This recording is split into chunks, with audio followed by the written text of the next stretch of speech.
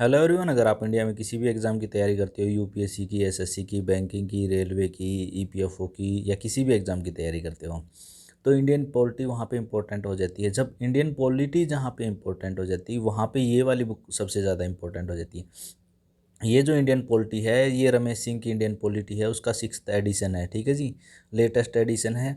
इस वीडियो में हम इस बुक को रिव्यू करने वाले हैं, जो एम लक्ष्मीकांत की बुक है। इसमें क्या किया उन्होंने, इसमें इन्होंने 6 चैप्टर नए ऐड किए हैं। वो सारी चीज़ें हम इसमें देखेंगे, क्या पढ़ना है, क्या नहीं पढ़ना है, क्या अच्छा है, क्या बुरा है, ये सारी चीज़ें हम इसमें देखेंगे। तो सबसे पहले मैं आपको बता देता हूँ कि अगर आपके पास 5th एडिशन है तो आपको ये परचेज़ करने की ज़रूरत नहीं है। कुछ इसमें 6 चैप्टर एडिशनल ऐड हुए हैं, आप वो भी मार्केट में मिल जाते हैं, वो भी ले सकते हो। अगर नहीं मिलते हैं तो भी कोई बात नहीं, अगर आपके पास 5th एडिशन है, आपने वो पढ़ रखा है, तो भी काम चल जाएगा। अगर किसी के पास 5th एडिशन है, उसको 6th एडिशन चाहिए, तो आप ये अ, मैं वैसे प्रोवाइड करा दूँगा आपको पीडीएफ में ये वाला। तो आप कमेंट में मुझे बता सकते हैं जिसको ये वाली बुक चाहिए, तो मैं आपको अब इसमें सबसे ज़्यादा इंपॉर्टेंट ये है, इसने ईयर वाइज ब्रेकअप दे रखा है। यूपीएससी के क्वेश्चंस की प्रीलिम्स में कितने क्वेश्चन पॉलिटी के आए हैं, तो वो सारे क्वेश्चन इसने सोल्व करके दिखा रखे 2019 तक के। तो अब बात यहाँ पे ये आती है, 2019 तक के तो आपके पास ये क्वेश्चन सोल्व हो जाएंगे। तो आपके आपके दिमाग में अगर मान लो अगर ऑन एंड एवरेज हम 15 क्वेश्चन एक साल के लेके चलते हैं, तो 150 300 क्वेश्चन तो ऐसे हो गए जो आपका करेक्शन निकाल के दे देंगे इस पूरी बुक का। फिर उसके बाद इन्होंने क्या कर रखा है, ईयर वाइज इन्होंने वो कर रखा है, मार्क्स की ब्रेकअप के क्वेश्चन कितने नंबर के पूछे गए प्रीलिम्स में और मेंस में। फिर इन्होंने ये बताया, ये यूपीएससी के मेंस का सिलेबस वगैरह ये सारी चीज़ें दे रखी हैं, कितना क्या रहता है वो। हाँ, आप देख सकते हो। अगर आप किसी के पास यूपीएससी का सिलेबस नहीं है, तो यहाँ से भी आप देख सकते हो। अगर आपके पास ये बुक है तो सारा सिलेबस इसके अंदर दे रखा है, प्रीलिम्स का, मेंस का, कितने नंबर होते हैं, वो सारी चीज़ें इसने यहाँ पे, कितने सब्जेक्ट होते हैं, लैंग्वेज क्या रहती है, ये सारी चीज़ें दे रखी। अब आती है इस बुक की। तो इस बुक में क्या है, सबसे पहले इसने प्रीफेस और ये सारी चीज़ें तो होगी। फिर ईयर वाइज क्वेश्चन दे रखे हैं पॉलिटी के, वो इंपॉर्टेंट है। Year wise question mark breakup दे रखा, वो इंपॉर्टेंट है।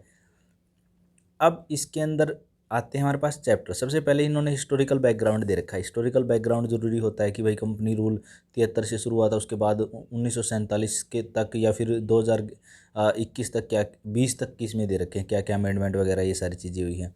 फिर कॉन्स्टिट्यूशन किस तरह से बना था, कॉन्स्टिट्यूशन किस तरह से बना था, तो वो राज्यसभा के एपिसोड हैं, 10 एपिसोड, वो भी आप देख सकते हो। तो इसके बाद इसमें इसकी साइलेंट फीचर्स दे रखी हैं कॉन्स्टिट्यूशन की। फिर प्रियम्बल, फिर यूनियन टेरिटरी, फिर सिटीजनशिप, फंडामेंटल राइट, ये सारे तो एज इट इज़ हैं।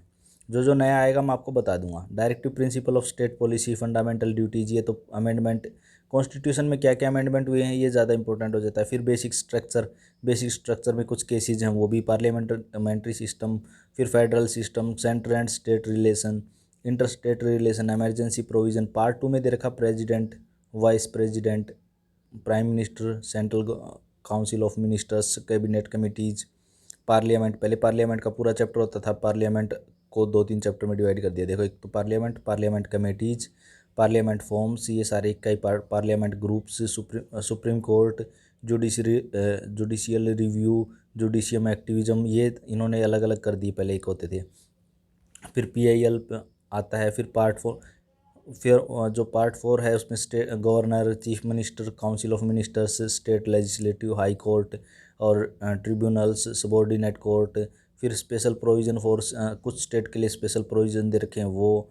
फिर पंचायती राज, म्यूनसिपैलिटीज़, एंड उसके बाद पार्ट 6 में union territories, schedule tribal areas, election commission.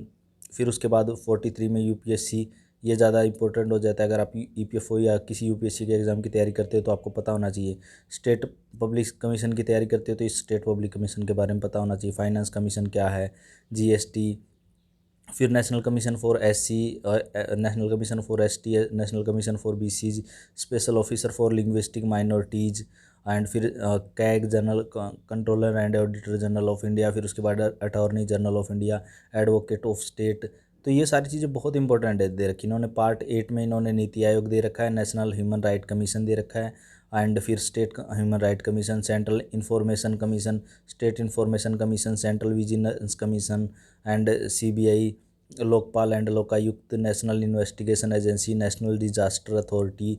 And फिर पार्ट 9 में इन्होंने दे रखा है cooperative society, official languages and public services, right and liability of government, special provisions for certain classes.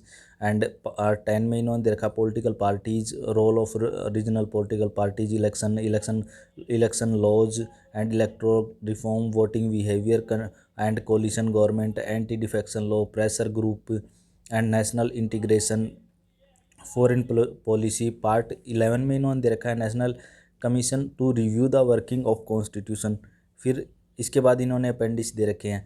ये बहुत ज़्यादा इंपॉर्टेंट है। अगर आपको ये बुक आपके पास है, अगर आप पढ़ नहीं पा रहे हो, तो ये जो अपेंडिक्स हैं इनको अगर आप देख लोगे तो भी आपके मतलब एसएससी और इस तरह के जो एग्ज़ाम हैं उनमें तो यही काम दे देती हैं। जैसे अपेंडिक्स में पहले इन्होंने आर्टिकल बता रखे हैं 1 से 395 तक क्या है। फिर उन्होंने जितने सब्जेक्ट हैं वो बता रखे हैं कि यूनियन में क्या आता है, स्टेट में क्या आता है, कंकरेंट लिस्ट में क्या आता है। फिर ये पता होना चाहिए, बस आपको ये भी तो पता होना चाहिए मेन इनमें क्या आता है। फिर उसमें अगर आप ईपीएफओ की तैयारी करते हो तो आपको ये पता होना चाहिए जो ईपीएफओ से रिलेटेड इसमें कौन से हैं, एम्प्लॉय से रिलेटेड, वेलफेयर से रिलेटेड कौन कौन से आएंगे, स्टेटमेंट में। टेबल सबसे ज़्यादा इंपॉर्टेंट है इसकी, टेबल्स। आपके टेबल्स जो इसमें दे रखी आगे आएंगी थोड़ी सी। कॉन्स्टिट्यूशनल अमेंडमेंट क्या हुए, लेटेस्ट अमेंडमेंट आप देख लोगे तो वो भी सही है। फिर उसके बाद इन्होंने बता रखा कि चेयरपर्सन्स कमीशंस के क्या रहे हैं, यूपीएससी के क्वेश्चंस दे रखे हैं। तो इसमें बहुत अच्छी तरह से इन्होंने इसको डिफाइन कर रखा है। फिर ओथ किस तरह की रहती है, फिर कॉन्स्टिट्यूशन एक ग्लैंस में दे रखा, model related to elections, UPSC questions. फिर आता है हमारे पास लिस्ट ऑफ टेबल।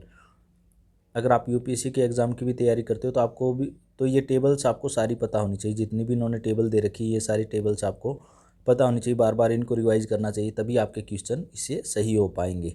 इसमें बहुत टेबल दे रखी हैं, आपके चैप्टर डिटेल में दे रखे, फिर टेबल्स दे रखी हैं, तो आपको टेबल्स के बारे में एटलीस्ट पता होना चाहिए। अब इन्होंने जो इनका बुक है उसको किस तरह से इन्होंने फ्रेमवर्क किया है, चैप्टर्स, ये जितने भी चैप्टर हैं। जैसे पार्ट 1 था, हमने पार्ट 1 में देखा था, पार्ट 1 में इन्होंने 11 चैप्टर दिए हैं। तो अगर किसी के पास ये वाली बुक नहीं है तो आप मुझे कमेंट करके बता सकते हैं, मैं आपको पीडीएफ में प्रोवाइड करा दूंगा। और अगर आपकी कोई क्वेरी है तो अभी आप मुझे कमेंट में बता सकते हैं। अगर किसी को हिंदी में चाहिए हिंदी मिल जाएगी, इंग्लिश में चाहिए इंग्लिश में मिल जाएगी। इसके अलावा मैं आपको बताना चाहता हूँ, यहाँ पे आपको जो करना है, इसमें जो प्रीलिम्स के जो क्वेश्चन पीछे दे रखे हैं, जो मॉडल टेस्ट पेपर पीछे दे रखे हैं क्वेश्चन के लिए, वो आपको सारे करने हैं। जितनी इसमें टेबल दे रखी है सारी की सारी टेबल करनी है। फिर टेबल के अलावा जैसे हर चैप्टर के साथ कहीं ना कहीं टेबल इन्होंने ऐड कर रखी, तो वो टेबल बहुत ज़्यादा इंपॉर्टेंट हो जाती है। और उसके बाद क्या है, ये हो गया, टेबल हो गया। फिर उसके बाद इन्होंने अपेंडिक्स जो दे रखे हैं, अपेंडिक्स बहुत ज़्यादा इंपॉर्टेंट है। मतलब अपेंडिक्स इन जो मेन क्वेश्चन आने हैं वो इधर से ही आ जाएंगे, टेबल से, अपेंडिक्स से, जो इनके क्वेश्चन हैं उन्हीं से आ जाएंगे। ज़्यादा डेप्थ में आप पढ़ोगे तो और भी बहुत अच्छी बात है। ये वाली बुक आप मार्केट से लेके आओगे, और बुक लेके आने से अच्छा आप ये वाली बुक लेके आ सकते हो। अगर किसी के पास नहीं है तो आप मुझे कमेंट करके बता देना, मैं प्रोवाइड करा दूँगा। नहीं तो मेरे डिस्क्रिप्शन में मेरे चैनल के लिंक दिए रहते हैं। जैसे वो द स्टडी गुरु, आपको उस पर मिल जाएगा, टेलीग्राम पे मिल जाएगा, इंस्टाग्राम पे मिल जाएगा, यूट्यूब पे, उस यूट्यूब पे तो है ही, आपको ट्विटर और फेसबुक पे मिल जाएगा। आप वहाँ जाके भी डाउनलोड कर सकते हो। इस वीडियो में इतना ही। अगर आपकी कोई क्वेरी है तो आप मुझे बता सकते हो। मेरे चैनल को लाइक कर सकते हो, सब्सक्राइब कर सकते हो, अपने दोस्तों के साथ शेयर कर सकते हो। Thanks, have a nice day. मिलते हैं नेक्स्ट वीडियो में।